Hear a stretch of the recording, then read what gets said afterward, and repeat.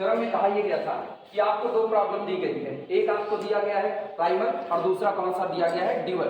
Primal किस में दी गई है, मैक्सिमाइज में। प्राइमल प्रॉब्लम है maximise Z is equal to vector C vector X subject to constant this.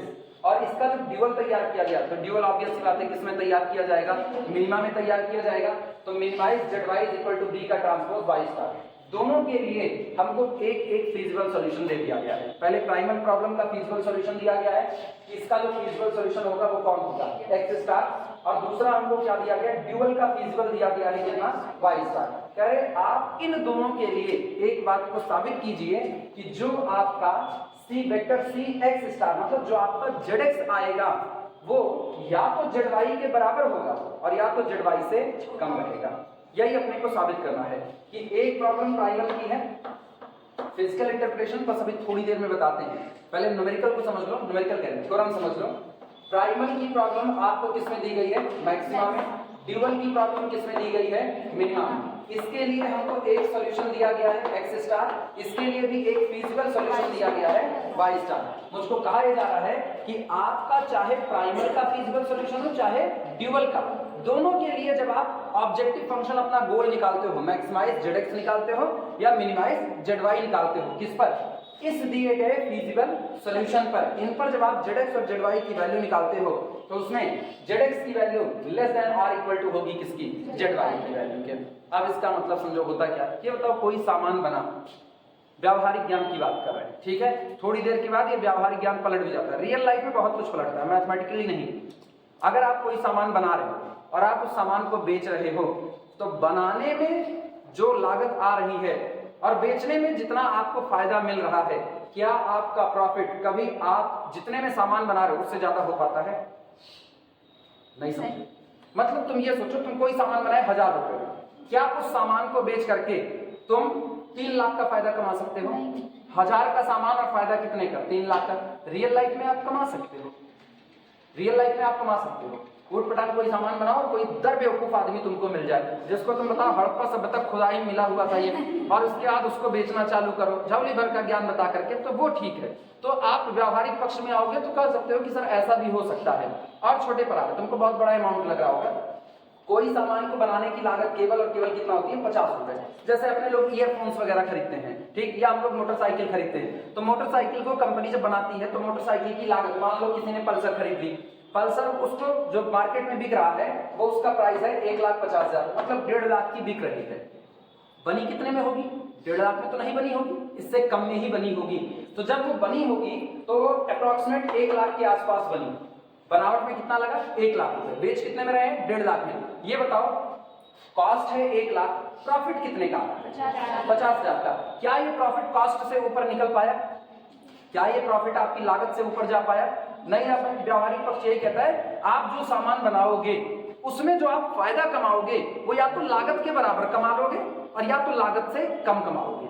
लेकिन ये कहो कि आपका मोटरसाइकिल बन रही है 1 लाख में और आप बेच रहे हो कितने में, 2 लाख में, तो सोचो जितने में लागत है उतना ही आपका फायदा भी हो रहा है कि नहीं, ये हो सकता है, ये पॉसिबिलिटी है, मैथमेटिकली ये पॉसिबिलिटी है। लेकिन आपको मोटरसाइकिल बनाएंगे 1 लाख में और बेचेंगे 3 लाख में, आपकी प्रॉफिट कितने का है, 2 लाख का। प्रॉफिट लागत को पार कर गया कि नहीं पार कर गया, ये रियल लाइफ में तो पॉसिबल है, मैथमेटिकली हम इस बात को नहीं कह सकते। मैथमेटिकली कहा यह जा रहा है ये कौन है, जेड एक्स कौन है आपका, जेड एक्स कौन, मैक्सिमाइज जेड एक्स, मतलब जेड एक्स आपका प्रॉफिट है और आप प्रॉफिट को क्या कर रहे हो, मैक्सिमा कर रहे हो। तो प्रॉफिट को आप मैक्सिमा करो, यहाँ कौन है, मिनिमाइज जेड वाई, तो जेड वाई क्या है, कॉस्ट, लागत आपकी आ रही, आप लागत को क्या कर रहे हो, मिनिमा। यानी एक बात तय हो चुका है कि जेड एक्स किसको रिप्रेजेंट करता है, प्रॉफिट को रिप्रेजेंट करता है, और जेड वाई किसको रिप्रेजेंट करता है, ये आपकी कॉस्ट को रिप्रेजेंट करता है। और आपको साबित क्या करना है कि प्रॉफिट ऑलवेज लेस देन और इक्वल टू कितना, कॉस्ट। आपको ये साबित करना है, प्रॉफिट लेस देन और इक्वल टू कॉस्ट। आप जो भी फायदा कमाओगे सामान में वो आपकी लागत के बराबर हो सकता है लेकिन लागत को पार नहीं कर सकता है, जबकि रियल लाइफ में ऐसा नहीं होता। रियल लाइफ में आप जो सामान जितने में बना रहे हो उसके 4 गुने पर भी आप उसको बेच सकते हो। इवन कोरोना टाइम में तो हुआ भी, मैगी जब बनती है तो मैगी कितने में बनती है, 14 रुपए का एक पैकेट खरीदते हो तुम लोग ना, अपने भर का, यार दोस्तों भर का नहीं, अपने भर का 14 रुपए का तुमने एक पैकेट खरीदा छोटा, और ऑब्वियस सी बात है, अब वो बना कितने में होगा, बना तो इससे कम में होगा। अप्रॉक्सीमेट मान करके चलो, हाँ अप्रॉक्सीमेट मान करके चलो, वो बना 6 से 7 रुपए में। तो ये बताओ अगर वो 7 रुपए में बना तो तुमको फायदा कितने का हुआ, तुमको नहीं, जिसने बेचा 7 का फायदा, कंपनी को 7 रुपए का फायदा हुआ। तो अभी लागत और कॉस्ट दोनों बराबर आ रही है। ऐसा तो नहीं हुआ ना कि मैगी बनी 7 रुपए में और बेची गई 25 रुपए में, ऐसा तो नहीं हुआ। 7 में बनी 14 में ही बेची गई, मतलब बराबर हो गए, इसके ऊपर नहीं गए। जबकि कोरोना टाइम में क्या हुआ, कोरोना टाइम में जिस चीज का दाम बढ़ना था उस चीज का दाम अच्छे से बढ़ाया गया। वही मैगी का पैकेट आपको लॉकडाउन में गली गली नुक्कड़ नुक्कड़ में जहां से चुरा करके लाए, वहां से तुमको तकरीबन 15, 20, 30 रुपए तक में गया हुआ है, गया हुआ। तुम लोगों को नहीं मिला तो नहीं मिला है, तुम लोग खरीदने के लिए कौन इसका डंडा खाएगा। लेकिन अच्छा वो छोड़ो, अब एक एग्जांपल बताएंगे जिस सबको पता है कि हाँ वो तो गया होगा, दारू। लॉकडाउन में दारू का धंधा खूब अच्छे से चला ना, लोग उसको जितने का फायदा था उसका डबल मार्जिन लेकर के बेचे थे।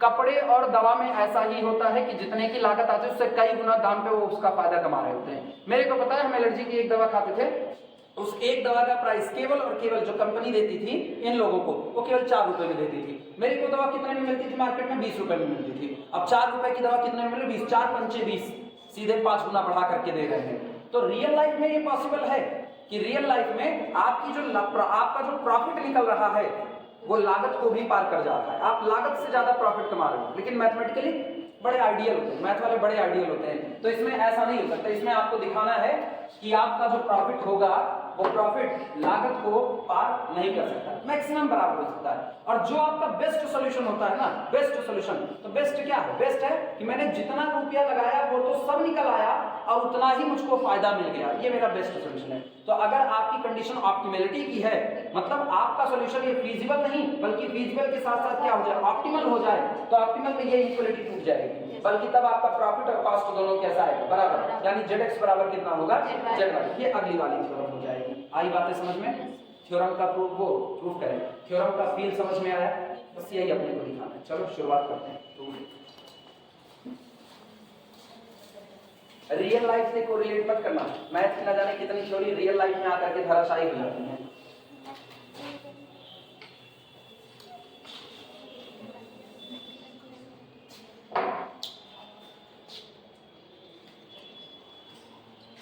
चलो प्रूफ करते हैं। स्टेटमेंट सब लोग लिख चुके हो। ये बताओ तुमको एक बात कही जा रही है, 2 बात कही जा रही है। पहला, x स्टार फीजिबल सॉल्यूशन है, y स्टार फीजिबल सॉल्यूशन है। तो जो आपका फीजिबल सॉल्यूशन है मतलब पॉसिबल है कि वो सॉल्यूशन बन जाए, सॉल्यूशन तो है वो, फीजिबल का मतलब संभव सॉल्यूशन। सारे फीजिबल सॉल्यूशन के बीच में से कौन निकलता है, आपका बेस्ट सॉल्यूशन निकलता है, ऑप्टिमल सॉल्यूशन। तो इसका मतलब है जो आपका सॉल्यूशन है वो आपकी इनइक्वालिटी को सेटिस्फाई करेगा कि नहीं करेगा।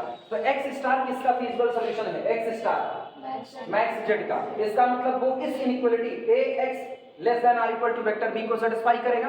y स्टार किसका फीजिबल सॉल्यूशन है, ड्यूअल का, तो ड्यूअल की इनइक्वालिटी को सेटिस्फाई करेगा। मतलब पहले वाले से मुझको मिलता है ax star less than or equal to vector b और दूसरे से मिलता है a transpose y star greater than or equal to vector c। लिखा जा सकता है, लिखना इस बात को लिखो, सिंस x स्टार प्रूफ में लिखना, प्रूफ आप नहीं ले चलते हैं, चलिए छोड़ दिए मुझे, हाँ नहीं कभी कोई मान नहीं आया। Since x star is feasible solution,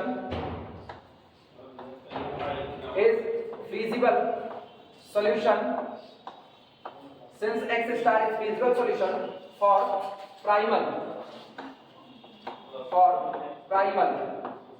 this implies that, इसका मतलब ये हुआ कि ax star, a vector x star is less than और इक्वल टू वेक्टर b।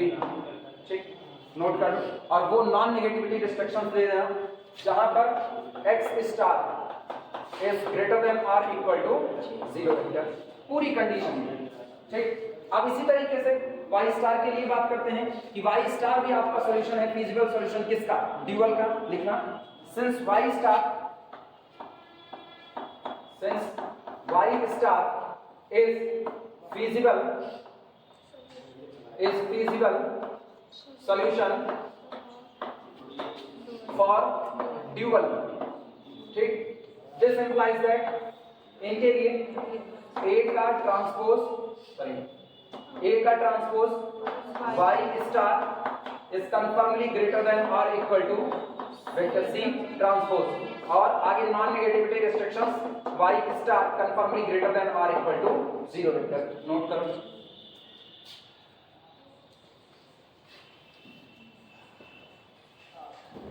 ये जो अभी लिखा गया ड्यूअल के लिए, अगर हम इसको पलट करके लिखें, मतलब अभी मैंने क्या लिखा है, अभी मैंने लिखा A का transpose y star greater than और इक्वल टू C ट्रांसपोज, ये लिखा हुआ है। हम उल्टी तरफ से पढ़ें तो क्या नजर आएगा, उल्टी तरफ से वेक्टर C का ट्रांसपोज लेस देन और equal to A transpose y star लिख सकते हैं। लिखना दैट इज, अर्थात दिस इंप्लाइज दैट, लिखो दैट इज वेक्टर C का transpose is less than or equal to A transpose Y star। ठीक, अब एक काम करो, दोनों साइड में X स्टार से मल्टीप्लाई कर दो। लिखना multiplying both side, multiplying both side, multiplying both side by vector X star, दोनों ही तरफ x स्टार से मल्टीप्लाई करने का। एक और बात, x स्टार आपका कैसा वेक्टर है, नॉन नेगेटिव, तो उससे मल्टीप्लाई होने पर इनइक्वालिटी के साइन में कोई बदलाव नहीं आएगा, यानी ये आपको मिलेगा x स्टार C का ट्रांसपोज इज लेस देन और इक्वल टू x स्टार, ठीक, और ब्रैकेट में A ट्रांसपोज Y स्टार लिखा जा सकता है। नोट करो।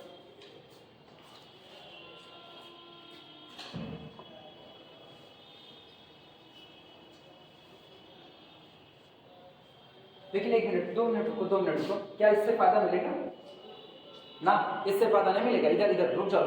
ये अपने को दिखाना क्या है, vector C x star less than और equal to B transpose y star किधर मौजूद होना चाहिए, राइट साइड में। आप किधर से मल्टीप्लाई कर दिए, लेफ्ट साइड से। मैट्रिक्स है, कम्यूट करने वाली नहीं है, तो इसीलिए मल्टीप्लाई करते वक्त इस बात का ख्याल रखना है।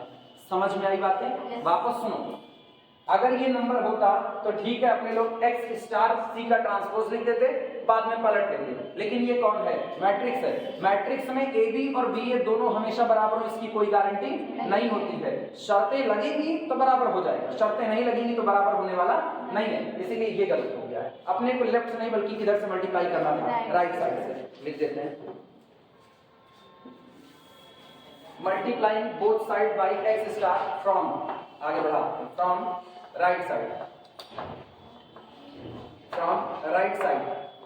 अब देखना राइट साइड से मल्टीप्लाई करेंगे, कितना बना, C का transpose x star is less than और equal to A transpose Y star, और फिर कितना हो गया, x star, A transpose Y star x star.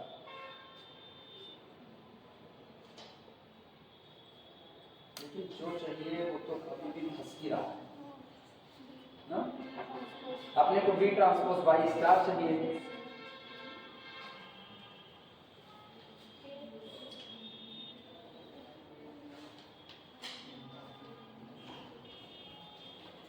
A transpose Y star. कोई नहीं, एक रिलेशन का इस्तेमाल करें तो शायद मिल जाए कुछ।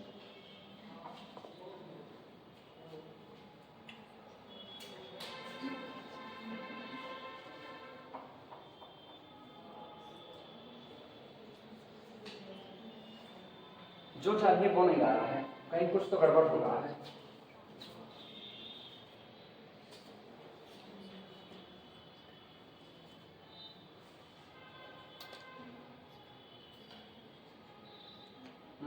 गड़बड़ी पता चल रही है ना, गड़बड़ी मिली, ध्यान दिए, इसमें कहीं कुछ नहीं गड़बड़, सब सही है, लेकिन जो चाहिए वो तो शुरुआत ही नहीं की।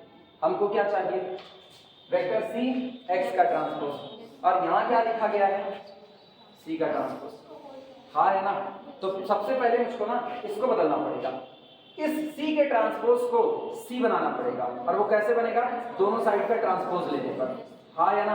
यानी यहाँ एक लाइन की कमी हो गई, दिस इंप्लाइज दैट, यहाँ से ये होना था vector C is less than और इक्वल टू, दोनों साइड का ट्रांसपोज किया, तो ट्रांसपोज का ट्रांसपोज मैट्रिक्स इटसेल्फ आया, ठीक। और ये कितना होगा, ये पलट करके होगा y स्टार का ट्रांसपोज, और ये इधर आएगा कितना, ये आपका हो जाएगा a, हाँ या ना।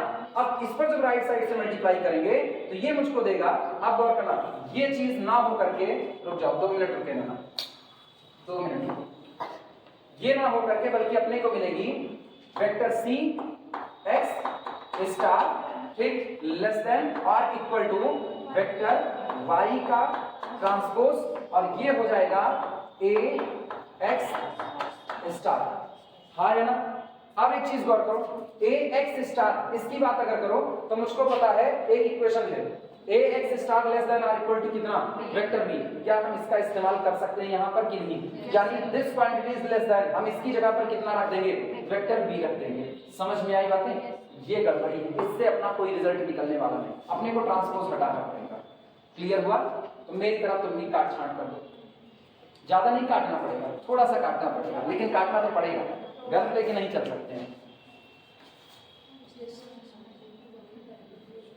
अरे कुछ तो जगह होगी ना आगे, भाई इंप्लाइज दैट करके लिखो, तुमको क्या हुआ भाई, इतना तगड़ा ट्रांसपोज कहां है, वहां बी ट्रांसपोज है ना, वाई ट्रांसपोज कहां है, किस पे, सर वहां पे जो प्रूव करना है, यहाँ पर रहना तो बच्चे, ये पहले इधर वाला निकाल है जेड इधर वाला देखा जाएगा जो होगा ना, तो आप वहां भी तो नहीं लिखे, किसके, वाई पे, सुन, अच्छा ट्रांसपोज नहीं लिखे वाई पे, क्या ट्रांसपोज नहीं लिखे, अरे रहेगा बच्चे, वो कैसे हट सकता है,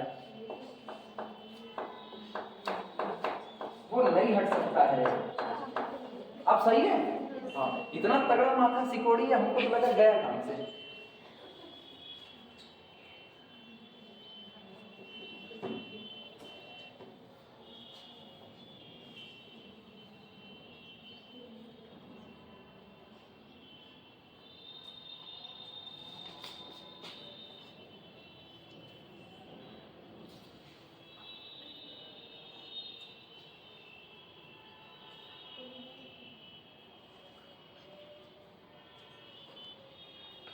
हो जाएगा तो बताना, चलो यूज करो।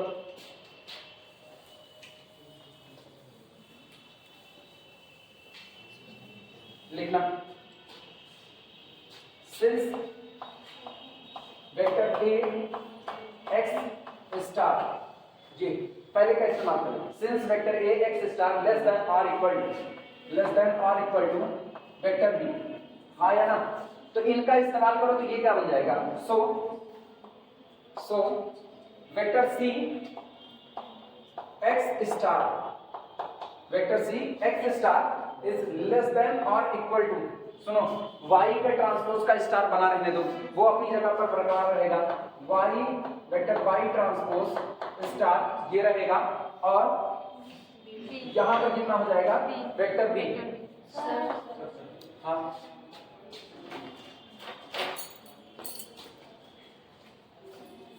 दुनिया की और अकेले आए हैं,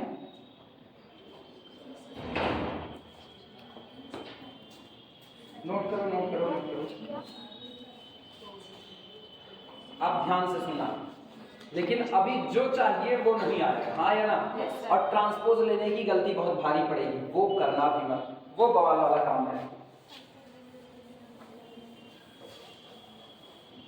एक दिमाग दौड़ाओ, ये बताओ वेक्टर बी कौन होता है, वेक्टर बी कॉलम वेक्टर होता है कि नहीं, b1 b2 b3 so on bm, हाँ या ना, bm n नहीं होता, n तो वेरिएबल होते थे, a1 a2 a3 so on an, तो उसके लिए c1 c2 c3 so on cn आता था, याद आया कि नहीं आया, ठीक। तो ये b1 b2 b3 so on bm हो गया।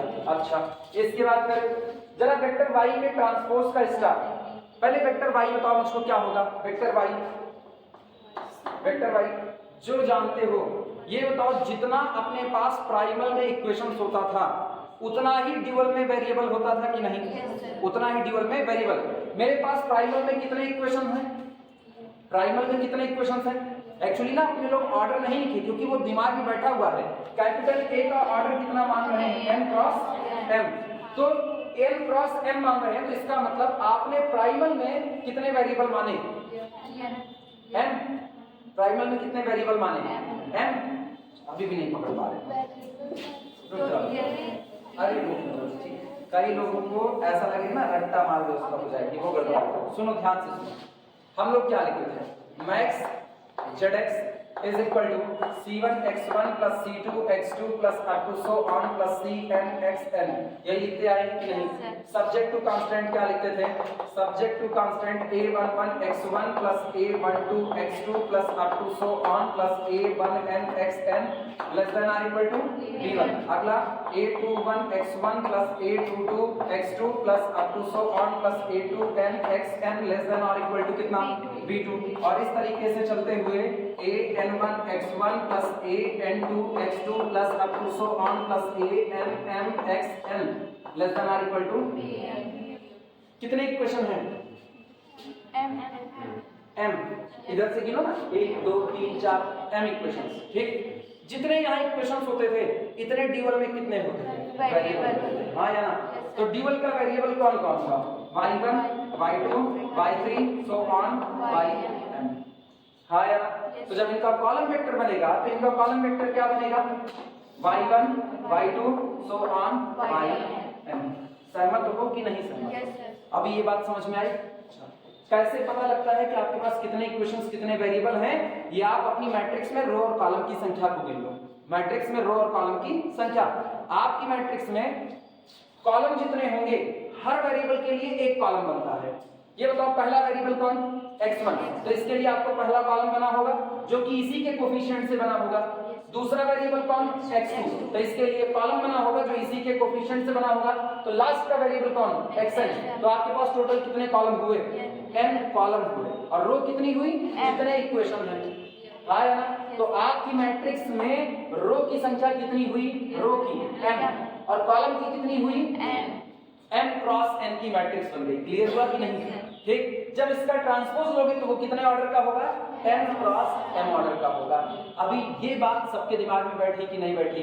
लीनियर अलजेब्रा में जहां पीछे साइमल्टेनियस इक्वेशन पढ़ते थे, मैट्रिक्स में साइमल्टेनियस इक्वेशन की सॉल्विंग, वहां पर हम लोग दिए गए सिस्टम को मैट्रिक्स में कन्वर्ट करना सीखे थे। इवन हम यहां भी सिखाए हुए हैं इनिशियल स्टेज में। तो ये आपका निकल करके आया। इक्वेशंस ऐसे गिन लेना, 1 2 3 कितने? n इक्वेशंस आए। ठीक, कितने? अच्छा सॉरी, ये कुछ गलत लिखे हैं क्या? ये bm नहीं है, bn होना चाहिए ना?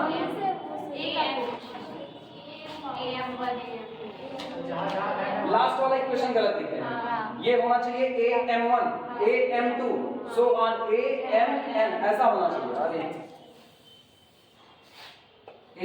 am1 और कितना? x1 plus am2 x2 plus so on plus amn xn less than or equal to bm। अभी सब सही है? ठीक, इक्वेशंस की संख्या कितनी? m, उतने ही आपके पास bm होंगे। क्लियर हुआ? आपके पास वेरिएबल कितने हैं? n। तो जितने इक्वेशंस होते हैं वो रो की संख्या बताते हैं, जितने वेरिएबल होते हैं वो कॉलम की संख्या बताते हैं। तो हमारे पास रो कितनी हो गई? n। कॉलम कितने हो गए? n। तो कोफिशिएंट मैट्रिक्स का ऑर्डर हो जाएगा m क्रॉस n का। इतने में किसी को कोई दिक्कत नहीं? अब इसके बाद आओ, आगे सी बात है, अगर आपके पास m इक्वेशंस हैं तो ड्यूअल के वेरिएबल की संख्या भी कितनी होगी? m होगी, क्योंकि जितना प्राइमल में इक्वेशंस होता है उतना ही ड्यूअल में वेरिएबल होता है। तो y1 y2 सो ऑन कितना हो गया? yn। ये आपका कौन हो गया? y। अगर ये फीजिबल सॉल्यूशन है, दिया गया फीजिबल सॉल्यूशन, तो क्या यही मेरा y स्टार होगा कि नहीं होगा? और अगर ये y स्टार है तो y स्टार का ट्रांसपोज क्या होगा? y1 y2 so on yn।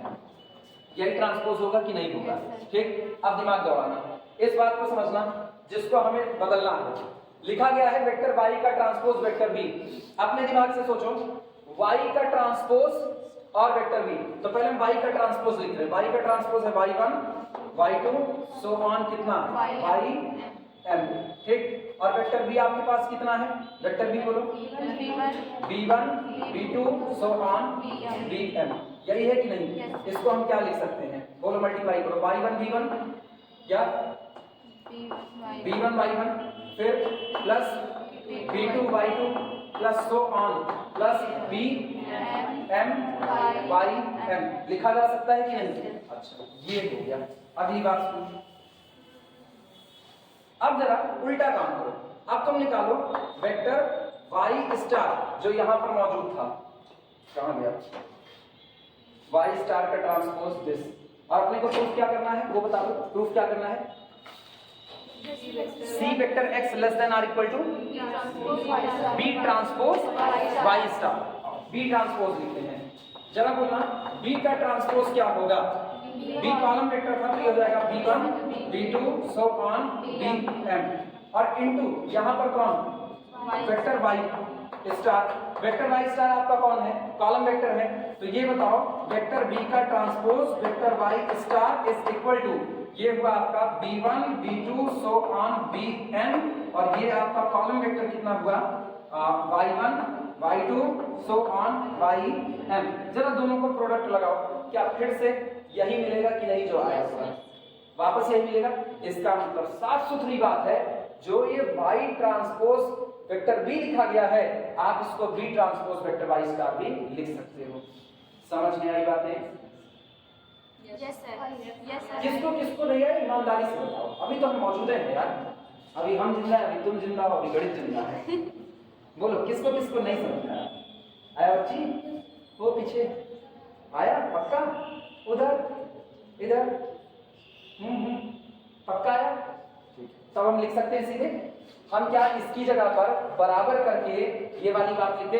भैया जिनको ये डर हो बाद में भूलने का कि सर ने कैसे कर दिया, कोई रॉकेट साइंस नहीं है, कहीं कॉपी पर कट करके ये दोनों बातें लिख सकते हो। हाँ या ना? अभी आलस करोगे बाद में फंस जाओगे, ये तय बात है। अच्छा एक बार हम लिख लेते हैं यहाँ पर, दिस इज इक्वल टू, बाद में लिखना, this is equal to vector B का ट्रांसपोज और y स्टार, वेक्टर B का ट्रांसपोज y स्टार। पहले तो यही लिख दो तुम लोग, सबसे पहले ये लिखो। कहां तक लिखे हुए ये बताओ मुझको, पूरे बोर्ड पे कहां तक लिखे?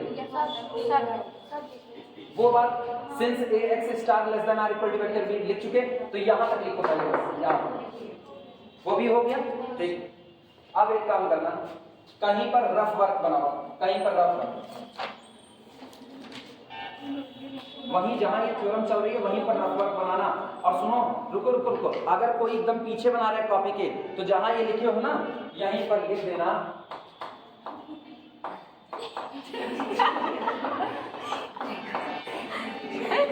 तब पलट करके देखिएगा, ठीक? हाँ, अब तुमको याद रहेगा ना, मील से पीछे देखो, पीछे पलट करके ये बातें लिखो। ये कौन है? ये कौन है? ये, हाँ ये है y स्टार का ट्रांसपोज, और ये कौन है? Vector B is equal to ये सामने मौजूद है, और इनका हाल जान रहे हो, ये कौन है? B ट्रांसपोज y स्टार, और ये भी निकल करके आएगा, this is equal to B1 y1 plus B2 y2 plus up to so on plus Bm yn। दोनों बातें लिख लो, थ्योरम प्रूफ हो चुकी है।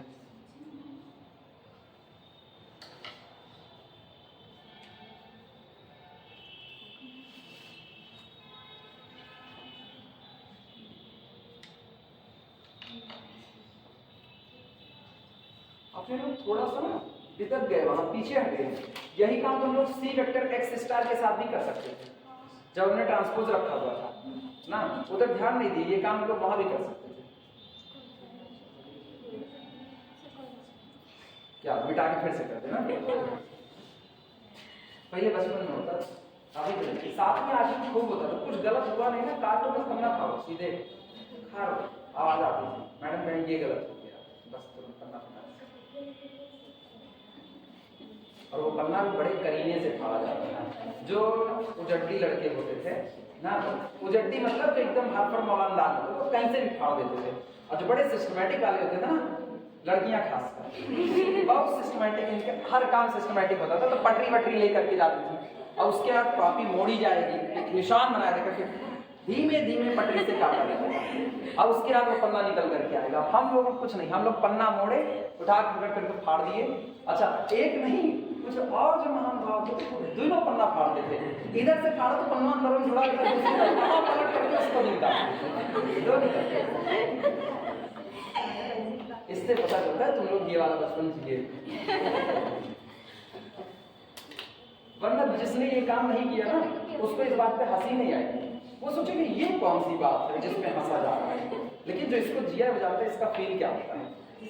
क्लास में फटते पन्ने की आवाज अजीब ही सुकून देती थी, सुकून देती थी, बस अपना ना फटे पड़ोसी का तब सुकून मिलता। मैडम बोल रही है, इमला बोला जाता है, तेजी से आप लिख रहे हो, लिखे पढ़े और आप तरस तो मेरी तरह, हम बहुत धीमे लिखते थे, बगल वाले से मकसद एक लड़की हम लोग साथ पढ़ती थी, आज भी मेरे कांटेक्ट में है वो, हम लोग क्लोज फ्रेंड माने जाते थे, 6-7 लोग जिनका ग्रुप था, 8वीं में सारे क्लोज होते हैं ना। मृदुला मिश्रा नाम था उनका, बहुत तेज लिखती थी ना। एक हम अपनी दीदी तेज लिखते देखे, एक हम मृदुला मिश्रा को, कुछ बोलो ना, मेरी दीदी दोनों हाथ से लिखती है ऐसे एक हाथ उधार ही देखो, दोनों से लिखती थी। तो वो मृदुला मिश्रा एक हाथ से तेज लिखती थी। मैडम बोल रही थी इमला लगातार, हाँ मैम हो गया, हो गया, हाँ मैम हो गया। अब हम बिंदी लगा गुस्सा लगी, कुछ तो गलत हो, कुछ तो गलत हो, तब तक एक लाइन मैडम गलत बोल गई, पूरा पैराग्राफ वो ध्यान नहीं दी और पन्ना पलटा और पूरा पैराग्राफ गलत बोल गई। हटा पन्ना, अब हम तो लिखने देंगे 4 लाइन, मृदुला मिश्रा का पूरा पन्ना हमसे और तेजी से लिखा। ये हो गया भी आया, हो गया।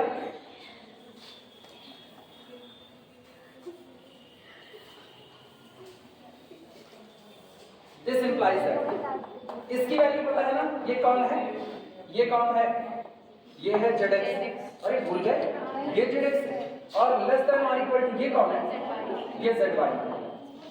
थ्योरम प्रूफ हो गया, ZX लेस देन और इक्वल टू ZY, यही आपको प्रूफ करना था। अब अपने समझने के लिए एग्जाम में मत लिखना, क्योंकि मैक्सिमाइज ZX का मतलब केवल ये नहीं होता कि आप प्रॉफिट ही बार बार मैक्सिमा कर रहे हो। मैक्सिमाइज आप कुछ भी कर सकते हो जो आपका गोल होगा, फायदा मैक्सिमम करना नॉर्मली इंसान समझ जाता है, इसीलिए हम बार बार प्रॉफिट और कॉस्ट की बात करते हैं। तुम लोग भी प्रॉफिट कॉस्ट बहुत जोड़ते हो। तो ये आपका कौन है, प्रॉफिट लेस देन और इक्वल टू ये कौन, कॉस्ट। तो व्यावहारिक पक्ष कहता है कि आपका फायदा कभी भी आपकी लागत के ऊपर नहीं जा सकता, वो आपकी लागत के बराबर ही आ सकता है। रियल लाइफ ऐसा कुछ नहीं कहती है। रियल लाइफ कहती है पड़ोसी का सामान चुरा करके बेचा है, फायदा ही फायदा है। हो जाए अगली थ्योरम बताते हैं।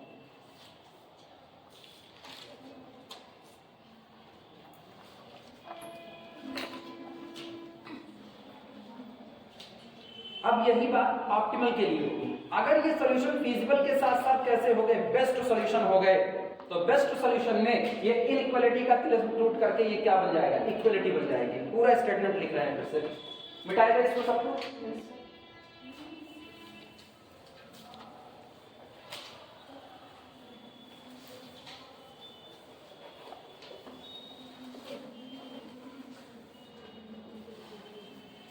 भैया ये थ्योरम थोड़ी सी कम इंपॉर्टेंट है, लेकिन ड्यूअल प्राइमल होता है, ये मोस्ट इंपॉर्टेंट। इस पूरे चैप्टर में 2 चीज मैक्सिमम पूछी गई है, एक किसी दी गई प्रॉब्लम का ड्यूअल तैयार करना, और ड्यूअल का ड्यूअल प्राइमल होता है। ये थ्योरम तो न जाने कितनी बार पूछी गई है। तो ये वाली थ्योरम जो अभी हुई है, ये थोड़ा दिमाग से उतर जाए तब पर भी चलेगा, लेकिन ड्यूअल का ड्यूअल प्राइमल वो दिमाग से उतरनी नहीं चाहिए। ठीक, स्टेटमेंट लिखना थ्योरम का। थ्योरम बोर्ड देखने की जरूरत ही नहीं है, पिछली वाली थ्योरम पूरी छापनी है, बस नीचे बदलाव कर देना है। ZX is equal to ZY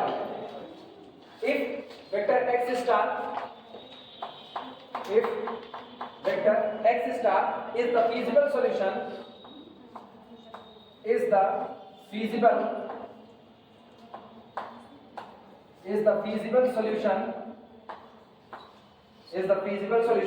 to the primal LPP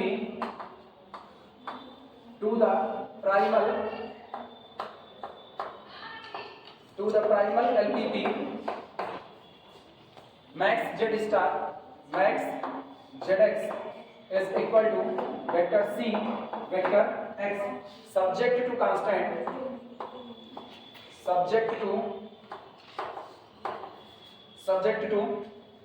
A x less than or equal to vector B जहां पर non negativity restrictions x greater than और इक्वल टू 0 वेक्टर। सुनो, हम मैट्रिक्स का कोई ऑर्डर नहीं दे रहे हैं, ठीक है? मैट्रिक्स का ऑर्डर देंगे हम, जानबूझ के यहाँ पर ऑर्डर नहीं दे रहे हैं। एमएससी में कराए थे, वहां पर ऑर्डर हम दे दिए थे m क्रॉस n, क्योंकि वो लोग मैच्योर्ड हैं। तुम लोग अभी नहीं हो, थर्ड ईयर वाले हो, बीएससी वालों से मैच्योर हो, लेकिन एमएससी वालों के बराबरी पे नहीं हो। हालांकि है तो वो भी हो ना, रियलिटी तो यही है वो भी उनका ये हाल है एलपीपी का। अभी इस लेक्चर में बोल दे रहे हैं, लेकिन वो भी इसको सुनेंगे ना तो उनको पता चल जाएगा कि हम उनको कहते हैं, उनको पता, हम उनको नालायक कहते हैं। तो ये कोई छिपी बात नहीं है, रियलिटी में कह रहे हैं सर गेम थ्योरी कब पढ़ाएंगे ना, इसी में आता है गेम थ्योरी, वो एमएससी वाले में है। अभी वो सेंसिटिविटी एनालिसिस नहीं पढ़े थे। पर्ट सीपीएम टेक्निक एमएससी का है, गेम थ्योरी एमएससी का है, डिसीजन मेकिंग प्रॉब्लम वो भी एमएससी की आती है, ठीक? वो सब अभी उनको पढ़ना बाकी है। यहाँ वो सेंसिटिव एनालिसिस नहीं कर पा रहे हैं, ट्रांसपोर्टेशन असाइनमेंट उनको नहीं आ रहा है, ठीक? उसमें सवाल में फंस जाते हैं लगाते लगाते, कुछ ऐसा होगा तो कह रहे हैं सर पहले वो पढ़ा दीजिए, मतलब पहले उनको बेस ना पढ़ाएं, बुर्ज खलीफा नींव ना डालो, बुर्ज खलीफे बना दो, फिर अक्षय कुमार की तरह गाते रहो, दिला दो नहीं बच्चों, यही हाल है। And Y star is the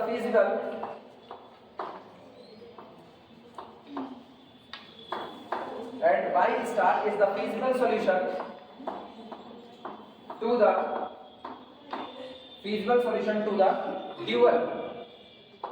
the dual minimize zy is equal to vector b का ट्रांसपोज वेक्टर y, ठीक? सब्जेक्ट टू इसके लिए कंडीशन क्या होगी? a transpose vector y greater than और इक्वल टू वेक्टर c का transpose such that non negativity restrictions vector y greater than और equal to 0 vector, ठीक?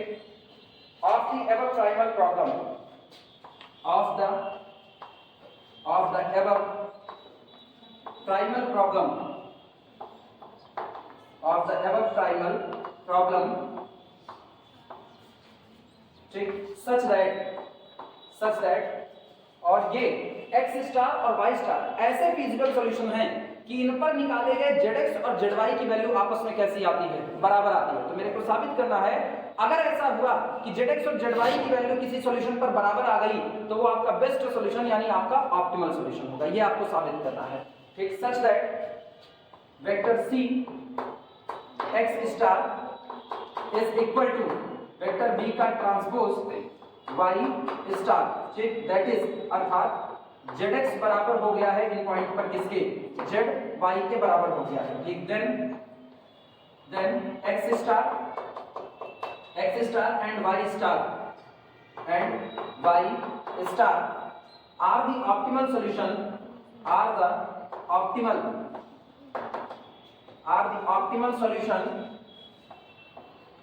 to their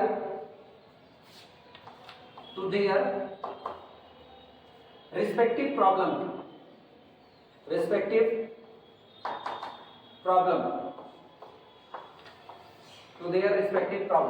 नोट कर लो, सब बताते हैं कैसे प्रूफ होगा।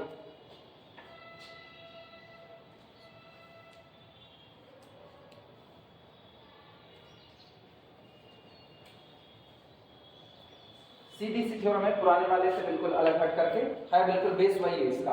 पुराने में कहा गया था अगर x स्टार प्राइमल का सॉल्यूशन है, feasible solution, y star dual का फिजिबल सॉल्यूशन है, तो आपके पास एक इनइक्वालिटी होल्ड करेगी कि आपका zx कभी भी zy को पार नहीं कर पाएगा, मतलब आपका प्रॉफिट कभी भी कॉस्ट को पार नहीं कर पाएगा, ज्यादा से ज्यादा बराबर हो सकता है। दूसरी थ्योरम में कह रहे हैं कि अगर zx और zy किसी फिजिबल सॉल्यूशन पर बराबर आ जाते हैं तो वही जिस पर ये दोनों बराबर आए हैं वही आपके लिए किसका काम करेगा? बेस्ट सॉल्यूशन का काम करेगा, यानी ऑप्टिमल सॉल्यूशन का काम करेगा। यानी x स्टार जो आपका आया है, x स्टार वो आपके प्राइमल का ऑप्टिमल सॉल्यूशन होगा और जो y स्टार आपको दिया गया है वो आपके ड्यूअल का प्राइम के ऑप्टिमल सॉल्यूशन होगा। हम एक को साबित करेंगे, दूसरे वाले को सिमिलरली लिख दिया जाएगा। अच्छा, कोई सॉल्यूशन बेस्ट है तो पूरा लिख लो, तब समझना है, पूरा लिख लो। इनका क्या हाल है, छुट्टे तो नहीं है, चल रहे हैं। अब मेरे को डर लगा रहता है, एक मोबाइल मेरा ऐसे ही गया, वो दूसरा वाला है, उसकी वजह से इसको खरीदना पड़ा, वरना मेरे पैसे नहीं पड़े। ना हम अंबानी की औलाद, ना पिताजी मेरे अंबानी की बिल्कुल नहीं। ऐसे ही चल रहे थे, एक्स्ट्रा क्लास कोई पढ़ा रहा था, मैट्रिक्स पढ़ा रहा था, मैट्रिक्स। और चलते चलते बस सडनली पानी पीने के लिए ब्रेक दिए, 15 मिनट का, कहने 15 मिनट होता, आधे घंटे लगा देते हैं पानी पीने में ना, क्योंकि पानी पीने जाने वाला रास्ता बड़ा सीधा होता है, आने वाला नहीं होता है। तो ये गए पानी पीने के। अब हम वीडियो रोके और रोक करके बेंच थी, उसी बेंच पे ऐसे टेक लेंगे, बस मेरा कैमरा अपनी आर्टिफिशियल इंटेलिजेंसी की आत्मा को 4 गुना जगा दिया और उसने क्या किया, उसने नीचे फोकस कर दिया, एआई नीचे फोकस कर रहा है। अब ऊपर का पूरा बोर्ड छूट गया, यहाँ से आ रहा है। हम अपने वहां गए देखने के लिए, तो वहां पूरे पे आ रहा है, वहां पूरा दिखाई दे रहा है। हम पूरा पढ़ा करके जब फुर्सत पाए तो पता चल रहा है कि वीडियो देख रहे हैं कंप्रेस करने के लिए, तो इतने से है। अब ऊपर क्या लिख रहे हैं वो सुन के लिखो, नीचे जो लिख रहे हैं वो देखो और मेरे घुटने देखो, क्योंकि मेरी अकल घुटने में है, ऐसा उनको लगा देगा, लेकिन था नहीं। चल हो गया सब, बाकी रह गया क्या, तो मेरी बात सुनने लगे, लिखो फटाफट, नहीं तभी फिजिक्स वाले आ जाएंगे, स्पेशल थ्योरी आप आज किसकी क्लास है? आज किसकी क्लास है? हां किसी का सब्जेक्ट है। अरे तब शिवा को ढूंढते हैं, हो गया वो पीछे बाकी है, लिख लो लिख लो, अभी हम समझाना शुरू करें तो मौका नहीं मिलेगा, तुम ही यार जैकेट वाले। हाँ लिख चुके हैं, अच्छा आप समझो, सुनो ध्यान देना, साबित ये करना है, 2 सॉल्यूशन आपको दिए गए, पहला एक्स स्टार, दूसरा वाई स्टार। साबित करना है कि इन दोनों के लिए एक बात तो आपको दे दी गई कि जेड और जेड वाई बराबर हो जाता है, तो आप ये साबित कर दो कि एक्स स्टार बेस्ट सॉल्यूशन है, वाई स्टार बेस्ट सॉल्यूशन है, इसके अलावा कोई और सॉल्यूशन बेस्ट नहीं हो सकता। मल्टीपल में और हो सकते हैं, लेकिन यही बेस्ट बने रहेंगे, इनके अलावा कोई और बेस्ट आ जाए तो वो भी आपके जेड की वैल्यू उतनी ही देगा। आपको कुछ और नहीं दिखाना, सिर्फ आपको एक बात दिखा देनी, एक और फीजिबल सॉल्यूशन ले लो, एक और फीजिबल सॉल्यूशन ले लो, माना x0 कोई एक और फीजिबल सॉल्यूशन है। अब ये बताओ, अगर मेरा प्राइमल प्रॉब्लम की तरफ देखें तो प्राइमल प्रॉब्लम किसमें है, मैक्सिमाइज जेड, यही है कि नहीं? और उसके लिए मैंने लिख दिया c1x1 plus c2x2 plus up to so on plus cnxn। तो जाहिर सी बात है ये जो x1 x2 so on xn आ रहा है, यही सॉल्यूशन होगा कि नहीं होगा? लेकिन ये बेस्ट कब होगा, ये बेस्ट कब होगा? कोई सॉल्यूशन, अच्छा ये बताओ, सब छोड़ो, तुम लोग ना भटक रहे, कोई सॉल्यूशन ऑप्टिमल कब होता है? ऐसे केसेस में कोई सॉल्यूशन ऑप्टिमल कब होगा? जब आपका गोल ये दिया गया है। तो कैसे पता करोगे कि कोई सॉल्यूशन ऑप्टिमल है? रुको, हम तुमको एक वैल्यू दे रहे हैं, maximise Z is equal to, हम तुमको दे रहे हैं 3x1 प्लस 9x2, एक वैल्यू, और उसके बाद तुमको हम 2 सॉल्यूशन दे रहे हैं, एक सॉल्यूशन दे रहे हैं 3,4 और दूसरा सॉल्यूशन हम तुमको दे रहे हैं -4,100। अब ये बताओ कौन सा सॉल्यूशन बेस्ट है, पहला या दूसरा? कैसे दूसरा बेस्ट हो गया, कैसे दूसरा बेस्ट हो गया? रुको, जिससे पूछेंगे वो बताएगा, जिससे पूछेंगे वो बताएगा कैसे दूसरा बेस्ट हुआ ना। दूसरा कैसे बेस्ट हुआ? मैक्सिमम जेड आ रहा है, कैसे बेस्ट हुआ? कैसे हुआ, कैसे हुआ? मैक्सिमम जेड आ रहा है, मैक्सिमम जेड आ रहा है, हाँ या ना? हाँ मैक्सिमम जेड आ रहा है, ठीक, हम सबके पास आ रहे, पूछते हैं कितना मैक्सिमम जेड आ रहा है, इसलिए हाँ मैक्सिमम जेड तो वो दे ही रहा है भाई। अब 3 चौक 12 -12 उधर से हो गया और इधर से 900 हो गया, ऑब्वियस सी बात है। अब 3 और 4 रखने से तो ये भारी तो हो नहीं सकता, तो आपका तो ये बहुत ऊपर जाएगा, 900 है, 900 में से 12 ही तो कम हो रहे हैं ना, इसीलिए मैक्सिमम जेड आ रहा है। बच्ची पीछे, तुम्हारे दिमाग में जो है तुमको बोल सकती हो, मैक्सिमम जेड आ रहा है इधर, तुम बच्ची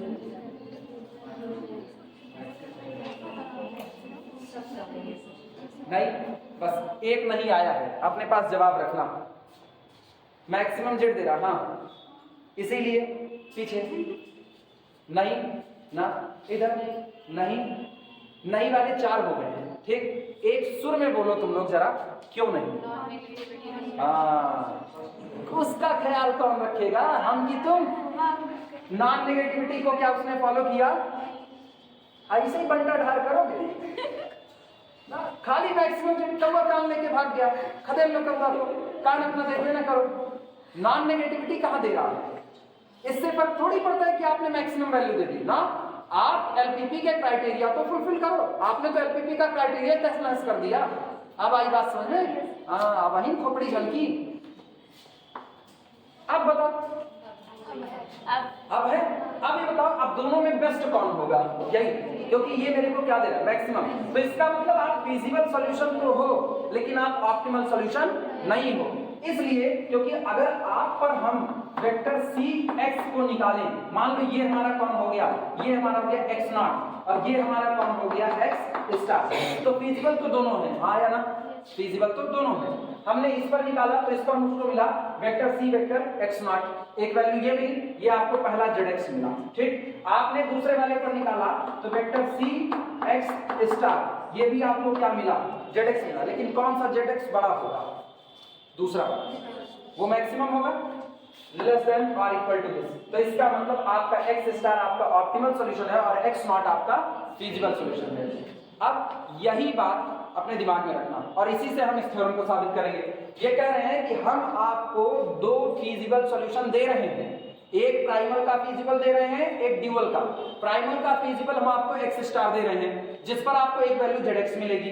ठीक, जेड एक्स जिसको आप कहोगे वेक्टर सी एक्स स्टार। फिर हम आपको ड्यूअल का भी एक फिजिबल दे रहे हैं, वो कौन है? वाई स्टार, जिस पर आपको वैल्यू क्या मिलेगी? जेड वाई मिलेगी। और हम आपको ये भी बता रहे हैं कि ये दोनों वैल्यू अलग अलग नहीं, ये दोनों वैल्यू सेम हो। इतनी इंफॉर्मेशन तो हम आपको दे रहे हैं। आप केवल एक बात साबित कर दीजिए कि अगर ये दोनों बराबर हो गए तो गारंटी है कि आपको जो फिजिबल सॉल्यूशन दिया गया वही आपका बेस्ट सॉल्यूशन यानी वही आपका ऑप्टिमल सॉल्यूशन होगा, हाँ या ना?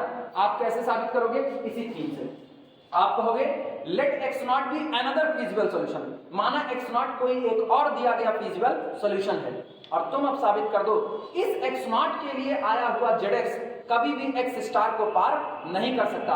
और अगर वो एक्स स्टार को पार नहीं कर सकता तो इसका मतलब एक्स स्टार आपके लिए कैसा सॉल्यूशन होगा? बेस्ट सॉल्यूशन, क्योंकि मैक्सिमा आपको वही देगा। आई बात समझ में? अब यही बात अगर आपको ड्यूअल के लिए करनी हो तो आप क्या कहोगे? आप ड्यूअल के लिए क्या बना दोगे? वाई नॉट मानोगे, ड्यूअल के लिए वाई नॉट। और आपको एक दिया गया है कौन सा? Y star. लेकिन ड्यूअल तो मैक्सिमा की नहीं है, ड्यूअल किसकी है? मिनिमा की है। तो आप साबित करोगे कि वाई स्टार के लिए आया हुआ जो वैल्यू जेड वाई है वही आपकी मिनिमम वैल्यू है। मतलब इसके लिए मिला हुआ ये जेड वाई किसके लिए? और एक्स नॉट के लिए ये पार कर जाएगा किसको? जेड वाई किसके लिए? वाई स्टार के लिए। तो ये बताओ इसके लिए मिनिमम आया कि नहीं आया? और मेरा ड्यूअल किसका है? मिनिमा का, तो मिनिमा ही बेस्ट माना जाएगा। तो आपका वाई स्टार क्या हो गया? Best solution. और ये आपका केवल क्या हो जाएगा? Feasible solution. समझ में आई बातें? यही आपको प्रूफ करना है। और ऐसे उटपटांग क्वेश्चन पे ना दिमाग एकदम खोले रखा करो ना। तुम लोग मेरे ऊपर क्वेश्चन मार्क लगा दोगे, वो तो गनीमत हम रिकॉर्डिंग करके पढ़ाते हैं, प्रूफ रखते हैं कि हमने सब बताया है। अब सामने वाले का लायक हो गए तो हम क्या कर सकते हैं? एमएससी वालों को मौका देंगे, अब वो वीडियो सुनेंगे, उनको नालायक कहा गया है, वो कहेंगे दुनिया में हमारी थोड़े साथी वाले हैं।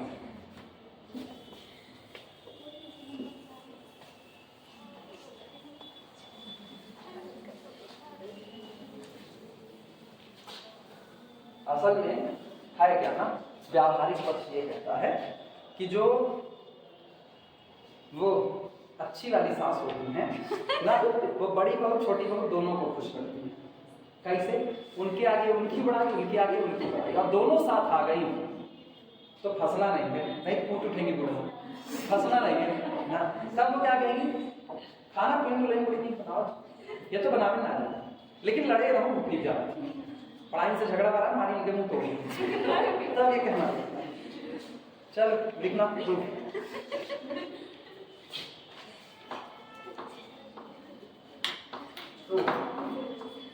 चलो शुरुआत करना। फिर वही बात सुनो, सबसे पहला काम x not another feasible solution मानो। सबसे पहली चीज आपको ये लिखना, लेट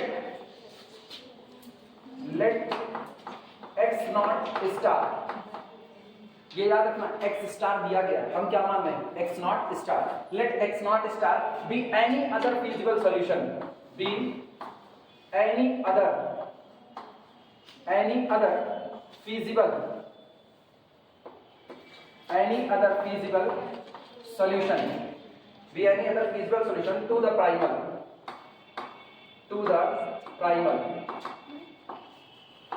और एक काम करो, अटेंडेंस चला दो आज,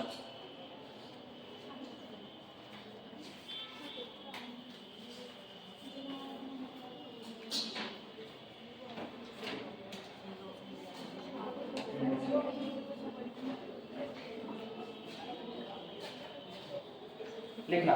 then by previous theorem, then by previous theorem, then by previous theorem, चलो पुरानी वाली थ्योरम का इस्तेमाल करो। ये बताओ पुरानी वाली थ्योरम से हमको एक बात पता है, प्राइमल के लिए निकाला गया जेड डीवल के जेड वाई को पार नहीं कर सकता है, हाँ या ना, यही बात थी। तो एक्स नॉट स्टार के लिए लिखना, so vector C X naught star, ठीक, कन्फर्मली लेस देन और इक्वल टू, ठीक, कितना होगा, वेक्टर बी का transpose Y star, Y naught नहीं करना हमको, वाई स्टार। वाई स्टार कौन है, वाई स्टार आपको दिया गया फिजिबल सॉल्यूशन है किसका, ड्यूअल का। आई बात समझ में, नोट करो।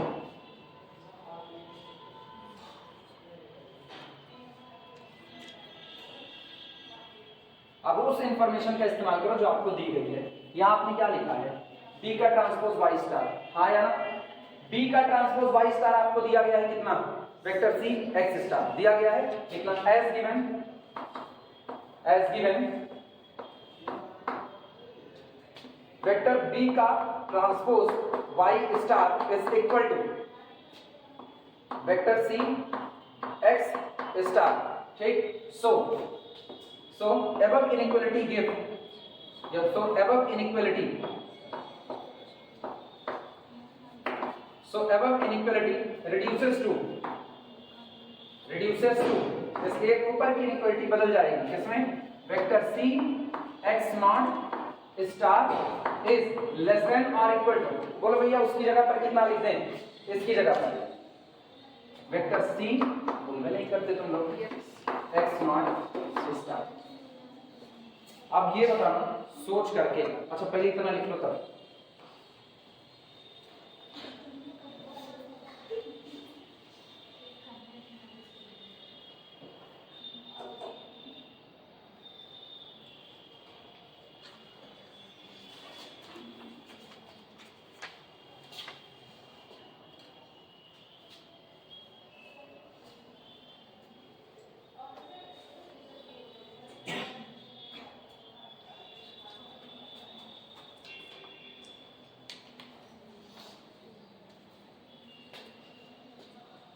याद नहीं दिलाना पड़ेगा ना, याद रहेगा, आज कल सोमवार मंगलवार, हाँ मंडे ट्यूसडे अंग्रेजी में ना, 2 दिन मतलब 4 दिन एलपीपी रहेगा। अगर सोमवार मंगलवार को शुक्ला सर आ जाते हैं तो अपनी क्लास कंटिन्यू करेंगे, अगर नहीं आते हैं तो ये मतलब 95 नहीं 99% उम्मीद है हम ही आएंगे, 1% का वारा नारा हो सकता है क्योंकि 1% पे दुनिया टिकी होती है, ठीक। ये हो गया हो तो बताया जाए, सुनो ध्यान से, ये बताओ मैक्सिमाइज जेड क्या था, maximise Z c1 x1 plus c2 x2 plus so on plus cn xn, यही था कि नहीं। इसी को हम लोगों ने लिखा this is equal to vector c vector x, ये लिखा था। फिर मैंने क्या कहा, इसका आपको एक बेस्ट सॉल्यूशन, सॉरी इसका आपको एक फीजिबल सॉल्यूशन दिया गया है x स्टार। तो इसका मतलब पहले मैंने जब x स्टार पर निकाला तो सोचो max Z X star is equal to कितना आएगा, वेक्टर सी एक्स स्टार आएगा कि नहीं आएगा। जहां जहां एक्स था उसको हटा करके मैंने दिया गया फिजिबल सॉल्यूशन रख दिया, क्लियर बात। अब हम इसी में एक्स जेड को हम निकाल रहे हैं और इसकी वैल्यू किस पर निकाल रहे हैं, एक्स नॉट स्टार पर। लेकिन मुझको पता चल रहा है एक्स नॉट स्टार पर निकाली गई वैल्यू एक्स स्टार सॉल्यूशन पर निकाली गई वैल्यू को पार नहीं कर पा रही, तो दोनों में से मैक्सिमा कौन दे सकता है, पक्का मैक्सिमा यही आपको देगा। तो इसका मतलब एक्स स्टार आपके लिए कैसा सॉल्यूशन हुआ, बेस्ट सॉल्यूशन, यानी आपका वो कौन हुआ, ऑप्टिमल सॉल्यूशन हुआ। आई बात है समझ में, लिखना इसी बात को लाइन में बोले, लिखना दिस इंप्लाइज दैट, इसके बाद लिखना दिस इंप्लाइज दैट, ये बताता है कि this implies that vector X star, this implies that vector X star is an optimal solution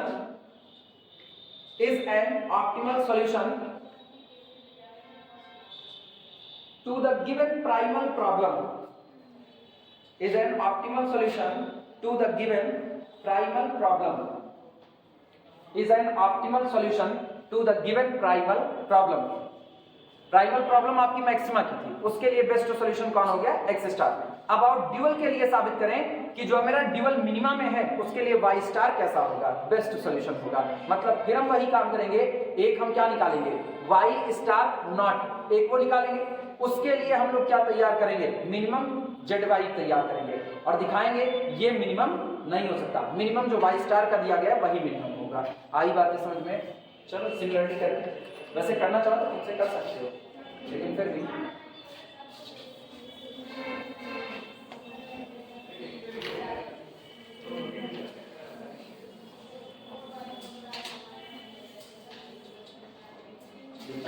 similarly for any other feasible solution, similarly for any other feasible solution,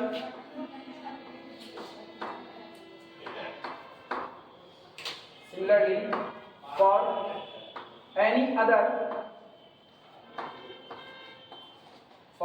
other feasible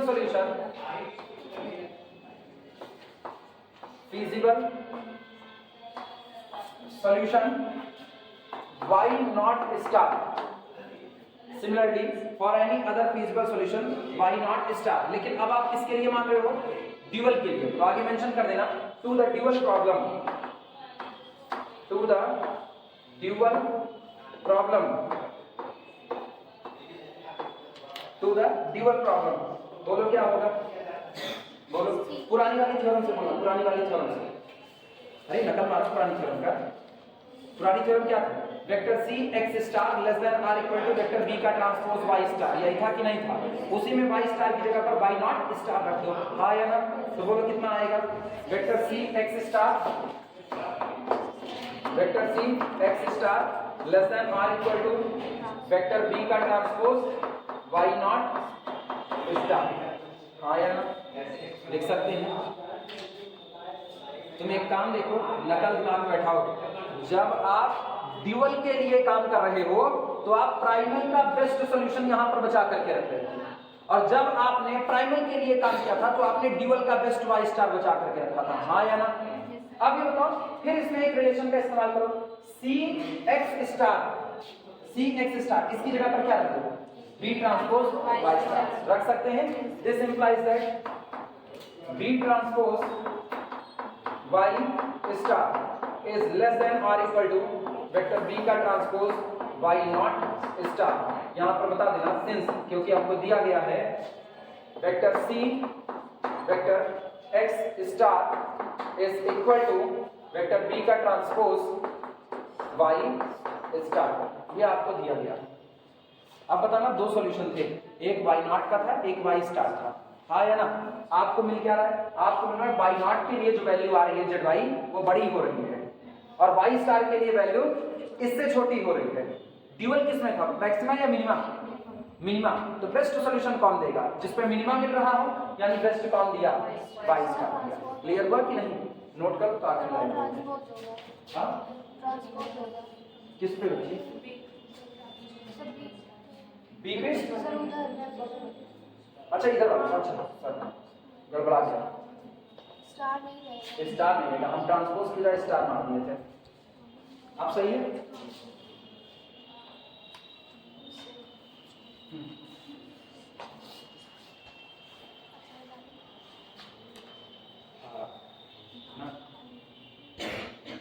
boys में जितने लोग मौजूद हो, रोहित कुमार गुप्ता, सौरभ यादव, अंकित यादव, शिवम यादव और अवैध त्रिपाठी ना, admin कौन है तुम लोग में? एडमिन ही नहीं आए हैं कि सब लोग एडमिन? सब एडमिन हो ना?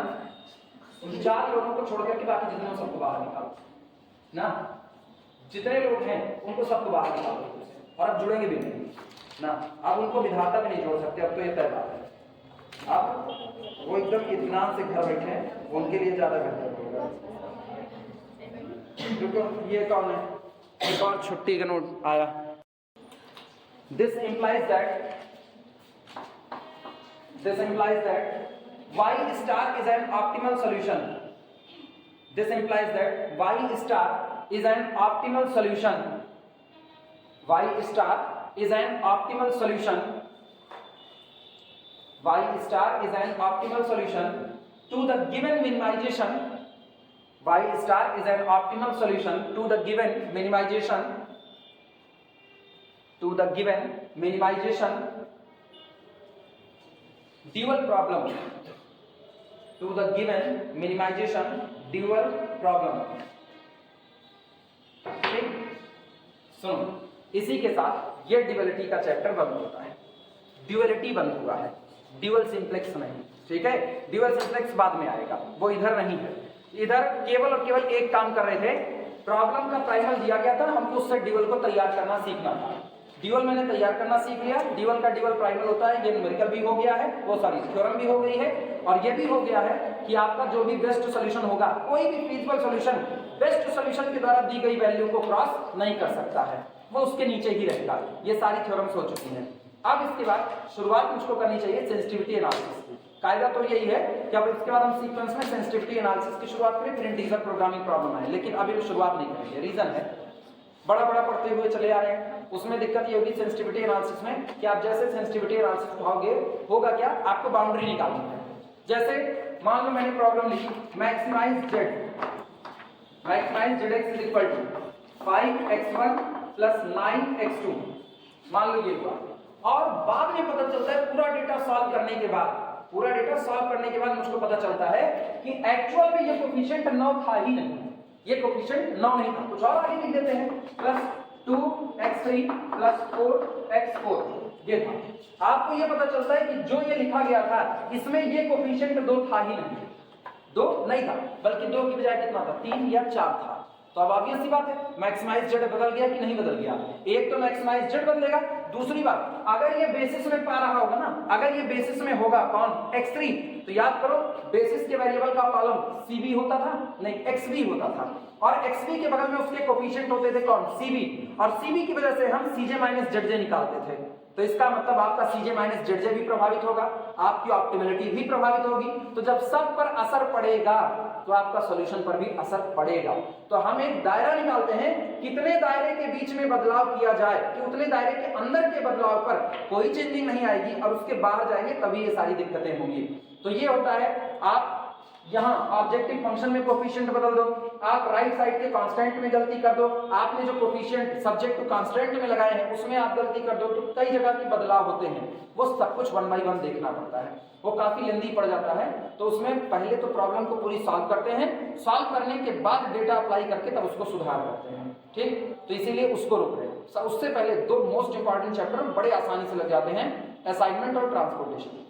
पहले हम ट्रांसपोर्टेशन और फिर हम असाइनमेंट निपटा देंगे, और बाद में लौट करके तब हम आएंगे किस पे, सेंसिटिविटी एनालिसिस पे। आई बात समझ में? तो अब नया चैप्टर स्टार्ट करना, ट्रांसपोर्टेशन प्रॉब्लम। नया चैप्टर है ट्रांसपोर्टेशन प्रॉब्लम।